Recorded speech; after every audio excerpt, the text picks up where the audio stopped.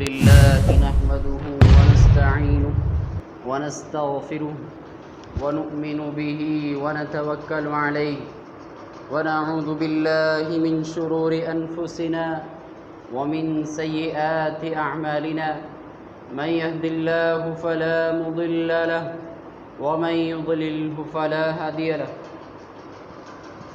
ونشهد أن لا إله إلا الله وحده لا شريك له ونشهد أن سيدنا ومولانا محمدا عبده ورسوله قال الله تبارك وتعالى في كلامه المجيد والفرقان الحميد تبارك الذي بيده الملك وهو على كل شيء قدير الذي خلق الموت والحياة ليبلوكم أيكم أحسن عملا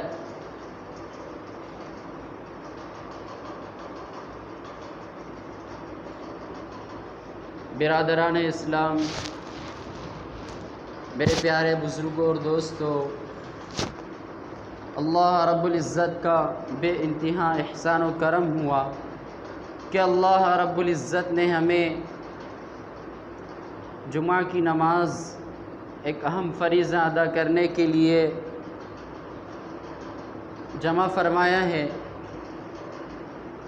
اور ساتھ میں ہمیں دین کے بات سننے کے لیے بھی توفیق دی ہے۔ میرے دوستوں اور بزرگوں، یہ توفیق بڑی چیز ہوا کرتی ہے۔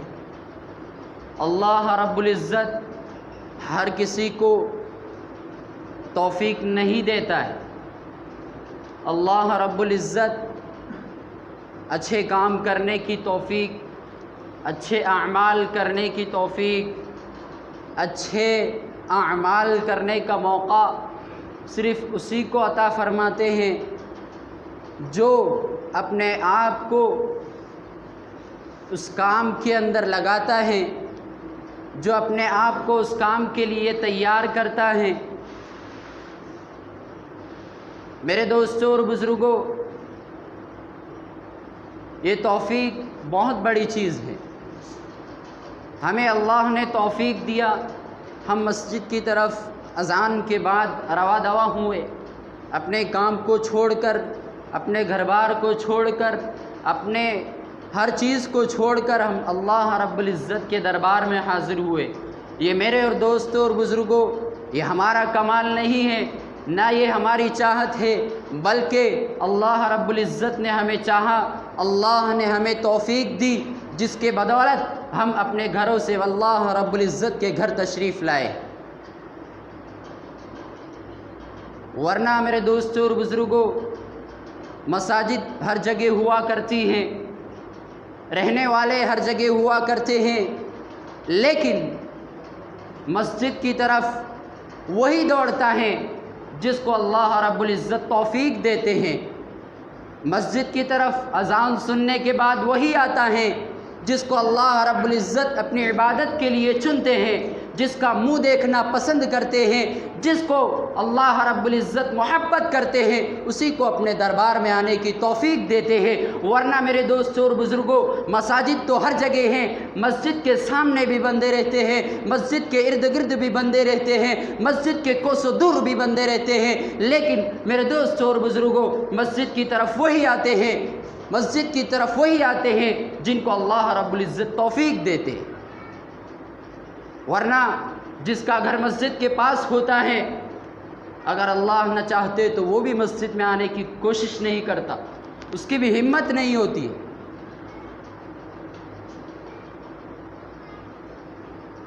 ہم سب جانتے ہیں کہ ہماری مسجد اپنے گھروں سے کوئی 1-1.5 کلومیٹر دور نہیں ہے، ہر سب کے گھر سے کم از کم 150 قدم کا فاصلے پر ہی یہ مسجد واقع۔ ہر کوئی آرام سے، اطمینان سے، وقار کے ساتھ آ سکتا ہے، بلا کسی روک ٹوک کے، بلا کسی تکلیف کے، بلا کسی جھجک کے مسجد کے اندر آ سکتا ہے۔ لیکن ہم نے کیوں مسجد کے اندر آنے سے اپنے آپ کو روک لیا ہے؟ اس کی کیا وجہ ہو سکتی ہے؟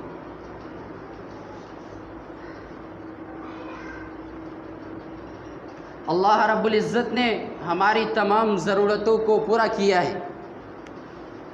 ہم جب سے بچے تھے، ماں کے پیٹ میں تھے، پیدا بھی نہیں ہوئے تھے، اللہ رب العزت نے جب سے ہماری تمام ضرورتوں کو پورا کیا ہے۔ جب ہم ماں کے پیٹ میں تھے تو اللہ رب العزت نے ایک نالی کو ہمارے پیٹ سے جوڑ دیا تھا، جس نالی کے ذریعے ہم پروان چڑھتے تھے، ہماری ہڈیاں بنتی تھی، ہمارا خون بنتا تھا، ہمارا جسم پروان چڑھتا تھا۔ لیکن جب بچہ پورا بن جاتا ہے، 9 مہینے 9 دن یا 10 دن جب پورے ہو جاتے ہیں تو وہ باہر آ جاتا ہے، کیونکہ پورا بچہ پیٹ میں بن جاتا ہے۔ تو اس کو بنانے والا کون ہے؟ اس کو پالنے والا کون ہے؟ اس کو روزی پہنچانے والا کون ہے؟ اس کو نیند سلانے والا کون ہے؟ سب کہنے کے لیے ہم مجبور ہو جائیں گے کہ صرف اور صرف اللہ رب العزت کی ذات کرتی ہے، کہ ہمارے بس کی بات ہے کہ ہم پیٹ میں بچے کو زندہ رکھ سکے، کہ ہمارے بس کی بات ہے کہ ہم پیٹ میں بچے کو روزی پہنچا سکے، کہ ہمارے بس کی بات ہے کہ ہم پیٹ میں بچے کو سانس پہنچا سکے، کہ ہمارے بس کی بات ہے کہ ہم اپنے بچے کے پیٹ میں دماغ کی جگہ دماغ رکھے، کان کی جگہ پر کان فٹ کرے، آنکھ کی جگہ پر آنکھ فٹ کرے، کہ ہمارے بس کی بات ہے کہ پیروں کی جگہ پر ہم پیر برابر فٹ کرے۔ میرے دوستوں اور بزرگوں، ہمارے بس کی بات نہیں ہے۔ یہ سارے کارگری کرنے والی ذات اللہ رب العزت کی ذات ہے۔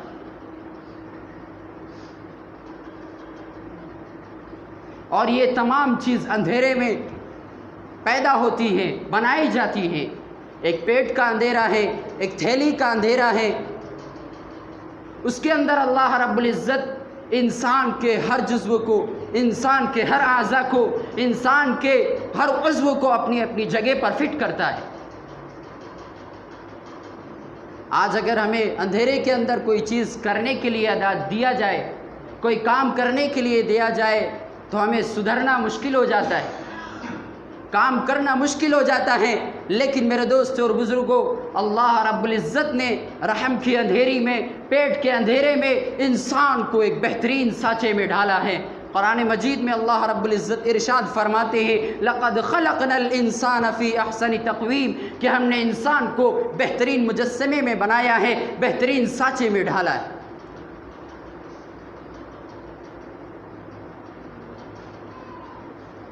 انسان جانوروں کی طرح منہ نیچے کر کے نہیں کھاتا ہے، انسان جانوروں کی طرح کھڑے کھڑے ہگتا متا نہیں ہے، انسان جانوروں کی طرح کھڑے کھڑے اپنی ضروریات کو پورا نہیں کرتا ہے۔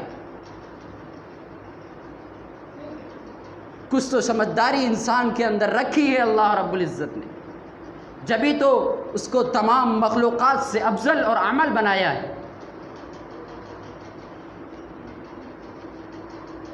اور بہت ساری مخلوقات اللہ نے اس دنیا میں پیدا کی ہیں، لیکن سب سے اعلیٰ، سب سے اکمل، سب سے مکمل اور سب سے کامل جو مخلوق ہے وہ انسان اللہ رب العزت نے بنایا ہے۔ هل أتى على الإنسان حين من الدهر لم يكن شيئا مذكورا، انسان کی پیدائش ایک جمے ہوئے لوتھڑے سے ہوئی ہے، ایک گندی چیز سے ہوئی ہے۔ انسان جو بنایا گیا ہے وہ منی کے قطرے سے بنایا گیا ہے، جو اگر جسم پر لگ جائے، کپڑے پر لگ جائے تو اس کا دھونا ضروری ہو جاتا ہے۔ ایسے پاک اور ناپاک قطرے سے انسان کی پیدائش ہوئی ہے۔ پھر کیوں انسان اللہ رب العزت کی نعمتوں کو لے کر، اللہ رب العزت کے احسانات کو لے کر، اللہ رب العزت کے بتائے ہوئے احکامات کو چھوڑ کر کیوں انسان زندگی گزار رہا ہے؟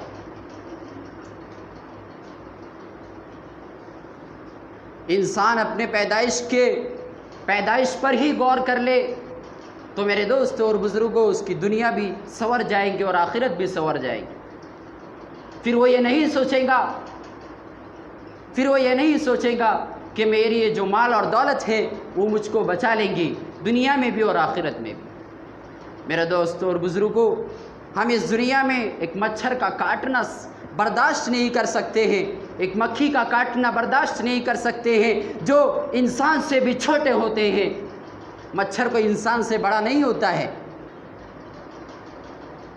مکھی انسان سے بڑی نہیں ہوتی ہے، اگر انسان کو کاٹ لے تو انسان کو سدھرنا دشوار ہو جاتا ہے، انسان تلملا اٹھتا ہے ایک اتنی سی مخلوق کو لے کر۔ کہ ہم عذاب جو قبر میں ہوگا اس کے جھیلنے کے لیے ہم تیار ہیں، کہ ہم نے اپنے باڈی کو اتنا مضبوط بنا دیا ہے کہ ہم قبر کے عذاب کو جھیل سکے، کہ ہم نے اپنے سوچوں کو اتنا مضبوط بنا لیا ہے کہ ہم اللہ رب العزت کے احکامات کو توڑ سکیں، ہماری سوچ اللہ رب العزت کے احکام کو بھی چھوڑ سکے۔ میرے دوستوں اور بزرگوں، نہ ہماری زندگی ہے، نہ ہمارے ہاتھ میں موت ہے، نہ ہمارے بس میں یہ جینا ہے، نہ ہمارے بس میں مرنا ہے۔ اللہ رب العزت جس کو چاہے تو 100 سال تک زندہ رکھ سکتا ہے، اور اللہ رب العزت جسے چاہے تو پل بھر میں اٹھا سکتا ہے۔ پھر کیوں انسان اتنا کڑاتا ہے؟ کیوں انسان اتنا اکڑ کر چلتا ہے؟ کیوں انسان اپنے آپ پر اتراتا ہے؟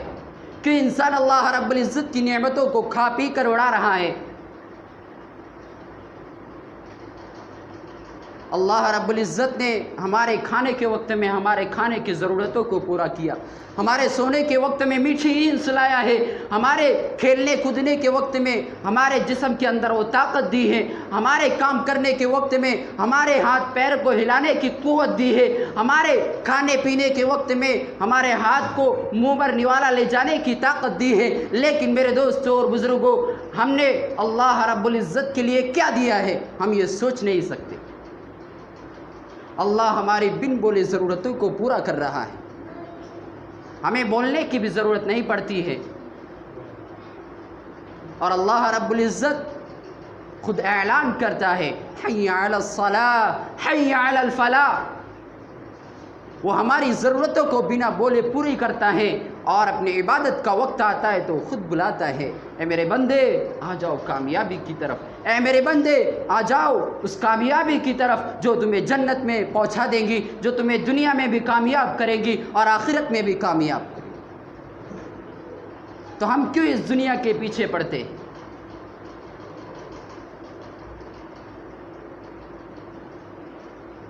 ہم سے پہلے اس دنیا میں کئی کروڑوں ارب پتی گزرے ہیں، لیکن ایک بھی اس دنیا میں موجود نہیں رہا ہے۔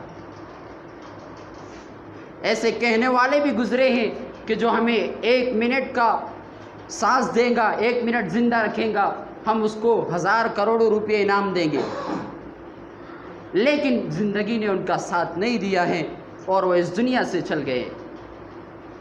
نہ ان کا مال کام آیا، نہ ان کی دولت کام آئی، نہ ان کا جسمانی قوت کام آئی، نہ ان کا دماغی صلاحیت کام آئی۔ کام آیا تو صرف اور صرف اعمال کام آئے، کام آیا تو صرف اور صرف ایمان کام آیا۔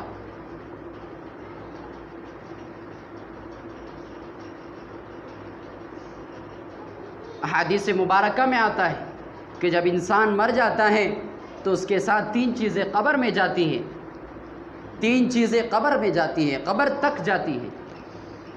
ایک تو اس کے اہل و عیال، اس کے چاہنے والے، اس کے رشتہ دار، اس سے محبت کرنے والے، اس سے میل جول رکھنے والے، اس کے دوست احباب، یہ سارے کے سارے اس کو قبر تک لے جاتے ہیں۔ دوسرا اس کا مال ہے جو قبر تک جاتا ہے، اور تیسرا اس کے اعمال ہیں جو قبر تک جاتے ہیں۔ لیکن میرے دوستوں اور بزرگوں، ساتھ میں صرف اور صرف ایک چیز باقی جاتی ہے اور بقیہ 2 چیزیں لوٹ کر آ جاتی ہیں۔ ہم چاہ کر بھی اس کو ڈال نہیں سکتے، ہم چاہ کر بھی اس کو لے کر جا نہیں سکتے۔ نہ قبر میں ہم الماری رکھ سکتے ہیں، نہ رکھنے کی گنجائش ہے، نہ کفن میں ہم جیب لگا سکتے ہیں کہ روپیے پیسے کما کر جیب کے اندر کفن میں ڈال دیں، نہ یہ کہ موت کا فرشتہ رشوت لیتا ہے کہ کچھ رشوت دے کر ہم چھوٹ جائے۔ یہ پیسوں پر ہم اتراتے ہیں، یہی پیسے قبر تک جاتے ہیں اور واپس آ جاتے ہیں، لات مار کر واپس آتے ہیں۔ یہی رشتہ دار قبر تک جاتے ہیں، کوئی یہ نہیں کہتا کہ میرا باپ ہے میں ان کے ساتھ سو جاؤں گا قبر میں، کوئی نہیں کہتا۔ انسان کس لیے اپنے آپ کو دھوکے میں ڈال رہا ہے؟ یہ دنیا دھوکے کا گھر ہے، یہ دنیا مکڑی کا پر ہے، یہ دنیا مکڑی کا جالا ہے۔ پتہ نہیں کب ہوا آئیں گی اور اس کو اڑا لے جائیں گی، پتہ نہیں ہماری سانس کی ڈوریں کب ٹوٹ جائیں گی اور ہم قبر کے گڑھے میں جا کر گر جائیں گے۔ میرے دوستوں اور بزرگوں، تو ساتھ میں صرف اور صرف اعمال جائیں گے، اور رشتہ دار اور مال یہ سارا کے سارا واپس آ جائے گا۔ جس رشتہ داروں کو لے کر آپ اس دنیا میں اتراتے ہیں، جس رشتہ داروں کو لے کر ہم اس دنیا میں کھیلتے کماتے ہیں، جن رشتہ داروں کو لے کر ہم نے مال کو کمایا ہے، وہی رشتہ دار ہمیں قبر کے گڑھے تک پہنچا کر واپس آ جاتے ہیں۔ وہی مال جس کو ہم ساتھ لے کر پھرتے ہیں، وہی مال جس کو ہم اپنی زندگی کا زیور سمجھتے ہیں، وہی مال ہمیں قبر تک پہنچا کر واپس آ جاتا ہے۔ آتا بھی ہے تو ننگا آتا ہے، اور جاتا بھی ہے تو دوسرے اس کو کپڑے میں لپٹ کر قبر کے گڑھے میں پہنچا کے آتے ہیں۔ کس لیے ہم اپنی زندگی پر اترا رہے ہیں؟ کس لیے ہم اپنی جوانی میں، کس لیے ہم اپنی جوانی کو فضول خرچی میں اڑا رہے ہیں؟ کس لیے ہم اپنے مال کو فضول خرچی میں اڑا رہے ہیں؟ کس لیے ہم اپنے وقت کو فضول گزار رہے ہیں؟ میرے دوستوں اور بزرگوں، یہ مال بڑا قیمتی سرمایہ ہے۔ مال کو کمانے کی بھی شریعت نے اجازت دی ہے، اجازت نہیں دیا بلکہ اس پر فرض کیا ہے کہ انسان مال کمائے۔ انسان کو مال کمانا ضروری قرار دیا ہے۔ مال نہیں کمائے گا تو پھر حرام میں مبتلا ہو جائے گا، مال نہیں کمائے گا تو پھر سٹے بازی میں مبتلا ہو جائے گا، مال نہیں کمائے گا تو پھر حرام خوریہ میں مبتلا ہو جائے گا۔ اس لیے سب سے پہلے حلال کمائی کو اپنانا ہے۔ حلال کمائی تھوڑی ہوگی، لیکن میرے دوستوں اور بزرگوں، اس میں ہم ایسی برکتیں، ایسی فرحتیں محسوس کریں گے کہ ہم اس کو ڈھونڈتے رہ جائیں گے۔ وہی مال جو انسان اپنی ہڈیوں کے پانی کو خرچ کر کے کماتا ہے، وہی مال جو انسان اپنے جسم کو کھپا کر کماتا ہے، وہی مال جو انسان صبح کو نکل کر نہ دھوپ دیکھتا ہے، نہ گرمی دیکھتا ہے، نہ سردی دیکھتا ہے، مال کمانے کے لیے نکل جاتا ہے، لیکن کماتا تو صحیح ہے، کمانا بھی چاہیے، لیکن خرچ کرنا ہمیں پتہ نہیں ہے کہ وہ مال کہاں خرچ کرے۔ آج کل ہمارے نوجوان مال بڑی محنت سے کماتے ہیں، ہم داد دیتے ہیں ایسی محنتوں پر، جتنی ہم محنت کرتے ہیں۔ مبارکباد ہے ایسے نوجوان، ایسے کسان، ایسے کاشتکار جو اپنے کمانے کے لیے اپنے آپ کو، خود کو لگاتے ہیں، اپنے ہاتھ کو لگاتے ہیں، اپنے جسم کو لگاتے ہیں۔ حدیث میں آتا ہے کہ انسان کی سب سے بہترین کمائی وہ ہے جو انسان اپنے ہاتھوں سے کماتا ہے، جو انسان اپنے آپ کو لگا کر کماتا ہے۔ یہاں پر ہر کوئی اپنے آپ کو لگا کر، اپنے ہاتھوں کو لگا کر کماتا ہے، گاڑی کمائی سے کماتا ہے، پسینہ خرچ کر کے کماتا ہے۔ لیکن میرے دوستوں اور بزرگوں، بس ہم سے یہ بھول ہو جاتی ہے کہ ہم خرچ برابر نہیں کرتے۔ ہمارا کمانا مبارکباد ہے، لیکن خرچ کرنا ہمارا، اس پر ہمیں سوچنا چاہیے۔ آج ہم فضول کاموں میں اپنے مال کو لگا رہے ہیں۔ ہم نیٹ استعمال کرنے کے اندر اپنے مال کو لگا رہے ہیں۔ نیٹ کا استعمال کرنا بھی چاہیے، لیکن نیٹ کے اندر دو پہلو ہیں، ایک مثبت پہلو، ایک منفی پہلو، نگیٹو اور پوزیٹیو۔ تو ہم اس کا پوزیٹیو استعمال کریں، نگیٹو استعمال نہ کریں، مثبت استعمال کریں، منفی استعمال نہ کریں۔ اس سے فائدے بھی ہیں اور نقصانات بھی ہیں، لیکن ہم اور آپ نقصانات کے لیے اس کا استعمال کر رہے ہیں۔ میرے دوستوں اور بزرگوں، ایک نوجوان جاتا ہے، بڑی محنت کی کمائی سے کماتا ہے، اور موبائل کے دکان پر جاتا ہے اور ریچارج مارتا ہے، 150 250 500 روپے کا ریچارج مارتا ہے، اپنے آپ پر وہ خرچ نہیں کرتا، موبائل کے اندر ڈالتا ہے۔ اور آج کل یہ IPL کرکٹ چالو ہے، میچ چالو ہے، اپنے آپ کو ان نیٹ کے استعمال کے اندر لگاتا ہے۔ ایک نقصان یہ ہے کہ ہم نے اپنے گاڑی کمائی کو موبائل کے اندر ڈال دیا ہے، نیٹ کے اندر ڈال دیا ہے، نہ ہم خرچ کر سکتے ہیں، نہ اپنے گھر والوں کو دے سکتے ہیں، نہ اپنے بیوی بچوں کو دے سکتے ہیں، نہ اپنے پڑوسیوں کو دے سکتے ہیں، بلکہ ہم نے موبائل کے اندر دیا ہے۔ اب اس کے بعد کیا ہوتا ہے؟ ہم رات کے اندھیریوں میں، رات میں جو انسان اللہ رب العزت نے رات کو بنایا ہے، وَجَعَلْنَا اللَّيْلَ لِبَاسًا وَجَعَلْنَا النَّهَارَ مَعَاشًا، رات کو اللہ رب العزت نے آرام کی چیز بنایا ہے اور دن کو کمانے کی چیز بنایا ہے۔ تو ہم آرام کی بجائے موبائل کے اندر آرام کرتے ہیں، موبائل کا استعمال کرتے ہیں۔ ہمیں یہ انتظار رہتا ہے کہ کب کرکٹ میچ شروع ہوتا ہے اور کب ہم اپنی جوانی اس کے اندر صرف کرتے ہیں، کب گیم شروع ہوتا ہے اور ہم اپنی جوانی اس کے اندر صرف کرتے ہیں۔ ایک اپنا نقصان ہوا اس میں پیسے ڈال کے، دوسرا نقصان یہ ہے کہ ہم خود اس کو دیکھ رہے ہیں جس کے اندر ہمارے آنکھوں کا بھی استعمال ہے اور ہماری آنکھیاں بھی خراب ہو رہی ہیں۔ دوسرے ہمارا جسم کا حق ہے سونا، وہ سونا تو ہم نے اس کا سونا پورا خراب کر دیا ہے، سونے کا ہم نے اجاڑ دیا ہے، نیند بیزار کر دیا ہے۔